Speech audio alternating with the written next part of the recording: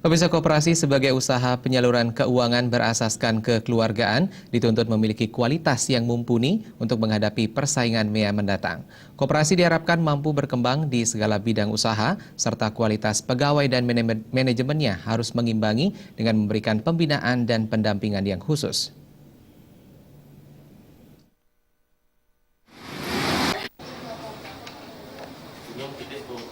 Menghadapi MEA yang sudah semakin dekat, mengharuskan negara Indonesia khususnya di Bali untuk meningkatkan kualitas di segala bidang usaha. Seperti koperasi untuk menghadapi persaingan ke depannya, usaha mengembangkan koperasi demi meningkatkan kualitas sudah digalangkan dan diatur oleh pemerintah pusat melalui peraturan menteri.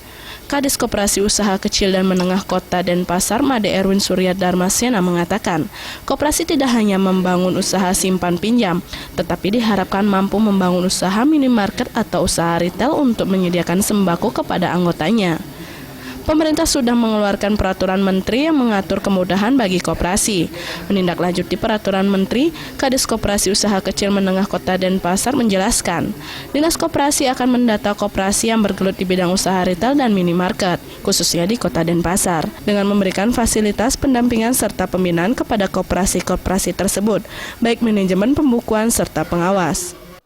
Gimana koperasi-koperasi itu biar berkembang, karena koperasi itu kan tidak hanya istilahnya menyalurkan dan menerima uang dan sebagainya, tapi memenuhi kebutuhan anggota kan juga kan kebutuhan sembako itu. Nah, ini yang kita juga akan dorong ke depan untuk ada koperasi-koperasi tidak samping simpan pinjam, harus ada koperasi yang retail itu. Nah, yang pengembangan ini yang terakhir ini, bagaimana koperasi-koperasi ini memang terus kita kembangkan. Kedepannya Dinas Koperasi akan membantu koperasi untuk bekerja sama dengan perusahaan-perusahaan besar. Suryantari dan Trimaje,